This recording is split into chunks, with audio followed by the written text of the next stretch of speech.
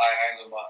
Hi. Luba Saraswati Evansayan is a visionary and internationally known lecturer on spiritual, personal, and holistic health issues. She's the founder of Anima Mundi Institute, you mentioned that earlier, and Guyana Meditation Retreats. These are located in, where are they? Upstate New York. Upstate New York. Yeah, between New York and Boston. All right. Entities that reflect their mission of personal growth, healing, and spiritual realization.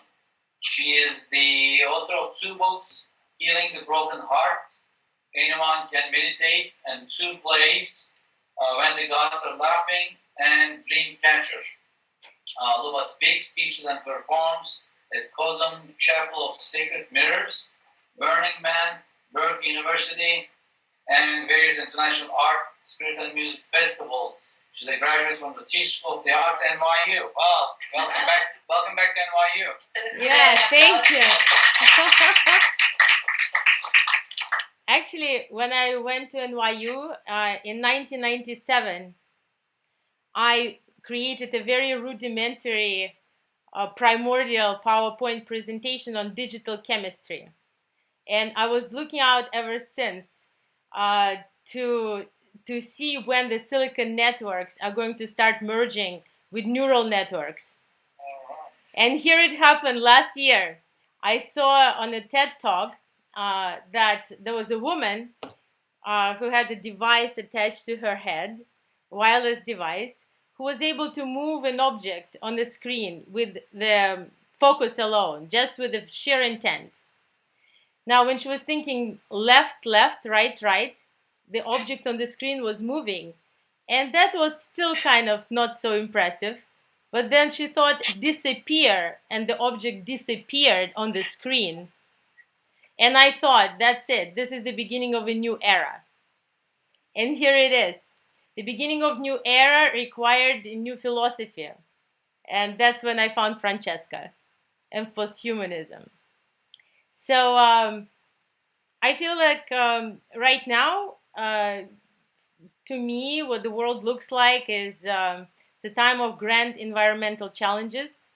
As Daniel Pinchbeck, a visionary and a pretty famous person, calls it planetary emergency. There's also development of exponential technology beyond anything that we've known before. And if you don't believe it, look at the movies that were shot 3-4 years ago even. When we watch those movies, our immediate reaction is, okay, what's happening? Faster, faster. Even it's very obvious that our own processors in our consciousness have really sped up. And so in the time of gender fluidity, which we are observing all the time everywhere, now that we are aware that gender preference and actual genitals and gender identifications are 3 completely different things. At the time of revolutionary discoveries in cognitive sciences, and the times that Russian people, who I actually personally know, like Dmitry Itskov, are creating this epic project, Future of Humanity, when they're creating an avatar, and it's called Project 2040, when they collected 300 investors. Each investor paid $3 million to create an avatar by 2040, which means that they're claiming that we'll be able to just implant our consciousness into a robot. So during this time, at the same time, we're also discovering that what's happening is incredible, I would say, information market efficiency in terms of information. Now that we are all exchanging information through social networks, it's even hard to tell whose thought belongs to who. We're all connected through some kind of second-handed thoughts. And together with the increase of the speed of our processor, it feels like it's obvious that we are coming to the point closer and closer to singularity from every point of view, from the point of view of oneness and from the point of view of merging into each other's consciousness. And merging together with technology. And there are questions that we're going to need to answer. Like, is technology our enemy? Is technology our friend? Is it possible to fall in love with a computer? Can iPhone program raise my child? Are gender and marriage obsolete? What is the next avatar of romantic love? Can we possibly become immortal? And if we do, how would this affect us? And how do we answer these questions? What is the ancient wisdom of the world that helps us answer these questions? So, for a spiritual seeker, when we turn to any kind of dual spiritual discipline, where there is good and bad, when there is repression of certain undesirable feelings, when there is shame and guilt, when there is some dogmatic idea about how things should be, who is human and who is an animal, there really is no answer. And the only really spiritual discipline, that's all I can talk about, I'm not a philosopher per se, that does have answers to all of these questions in many ways, is non-dual teaching of Tantra. And what Tantra entails, and the reason why I come from a scientific background and I chose that discipline, I chose that practice to represent who I am and to help me move to my own next level of evolution, is because Tantra embraces everything. It doesn't separate a human being into mind and body. It doesn't necessarily have a specific separation to male, female. And it definitely doesn't have a separation into sexuality and spirituality. What an incredible concept. And it helps us think beyond just being like a central piece. It helps us think of a human being as a synthesis of every other consciousness on the world. It helps us think beyond separation into organic and non-organic life, separation between and division between human and animal, and it totally removes human from the privileged position. On the contrary, it brings all dualities together. And the main idea of Tantric Kashmiri Shaivism is that subject and object are pretty much the same thing. So how do we practice this? And this comes the most interesting part, actually. So what happens is that we start looking at the world and our relationship, not from the point of view that I'm separate from my partner, let's say, or I'm separate from people in this group. But on the contrary, we start exercising the kind of perception and consciousness that every person in this group is a part of me. Every person in this group is just a mirror that I'm looking into. And when my partner becomes a mirror, a reflection that I'm looking into, not necessarily different or separate from me, what happens is that we can't anymore get away with any kind of guilt, blaming, and at the same time, other human patterns that have been a part of our consciousness before, like shame and fear, they start also subsiding. So this kind of approach, it's a yogic approach. It requires us to take responsibility for all of our relations, for all of our choices, for choices of our partners, for choices of our futures.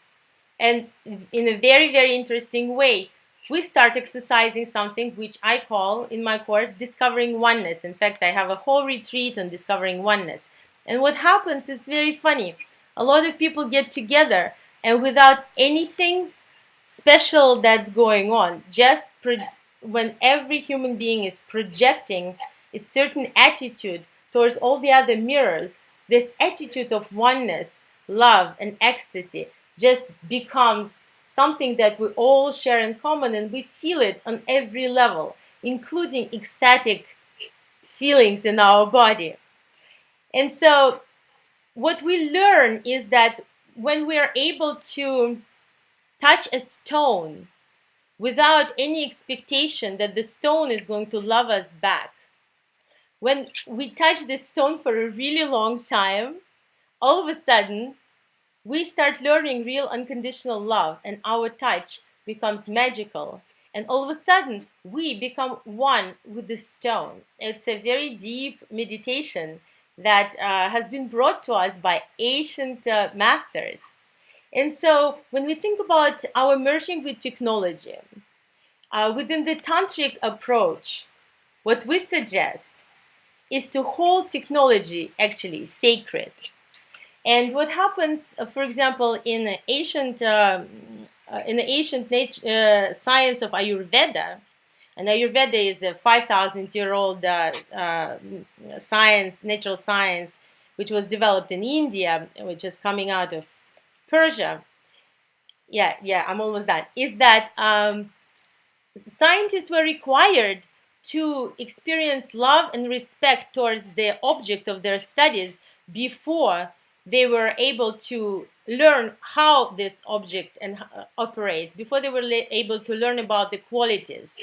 And so what we suggest is, since we are inevitably going closer and closer, merging with this technology, what we suggest is to hold this technology sacred in our hearts and minds, and to project the only thing that we can project right now, which can save our species in whatever way that is possible. As we're becoming masters of time and space within this whole idea of singularity, the only thing that we can do is learn how to focus our consciousness at will, not to be hijacked, not to allow our consciousness and attention to be hijacked by ever growing and faster technology, but on the contrary, to be deeply rooted in the heart, in the place of love. And if we project this love to everything that's happening in our mirrors, then the futures that we create will be also full of love. And that is the next shift in consciousness that I would love for everyone to just experience if we have this opportunity. I am done. Thank you. Thank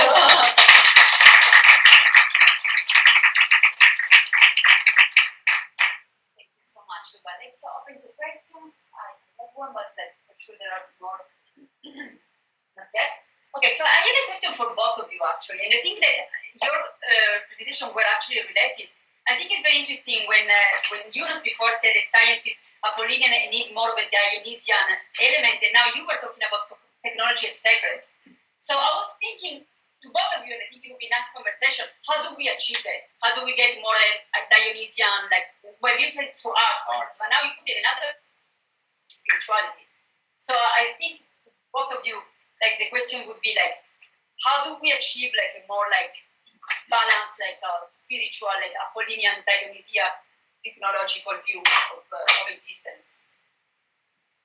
Well, I would say taking responsibility over technology by acknowledging that technology is just our thoughts, which came out of our own head, and it's just manifestation of our own ideas. Technology is like our children.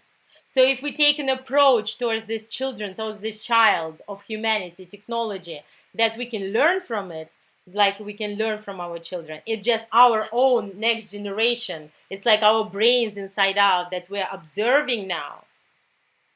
Then we can love it, we can take it with reverence, and we can embrace it. And so within non-dual tantric approach, the idea is that if we embrace something, it starts losing, it's not threatening anymore.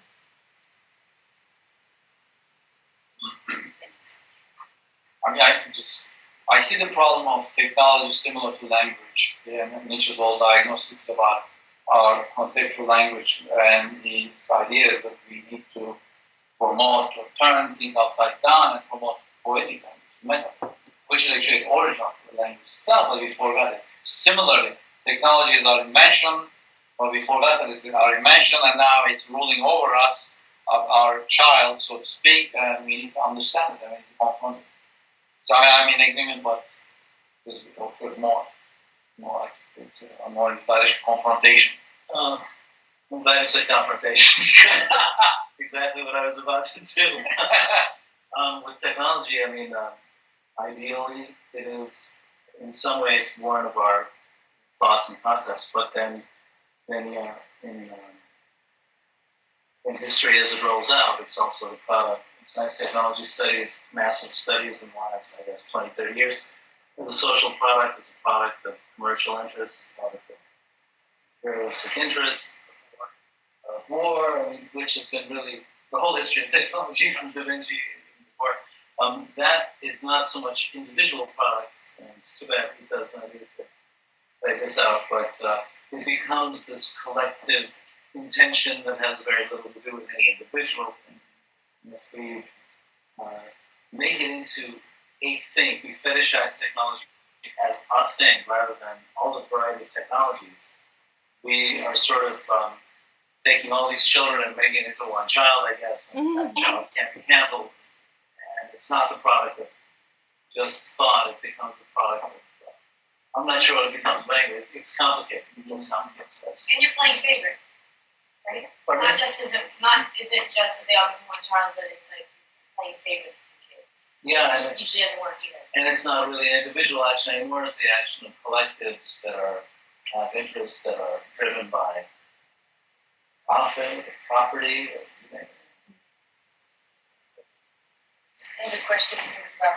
You were talking about love, so I would like to pick your brain about what do you think about the 20, 30 years old right now, or even a teenager, relationship connected to technology, the apps, Tinder, Apple, all this stuff, because we're talking about love, and I got it, but I'm just wondering what is the future for the teenager with relationships through technology. I know it's the survey on the 28th of February, but I'm working on that, so I just would like to pick your brain on that. Yeah. Actually, I've been talking to some leaders of exponential technology, and I'm trying to, as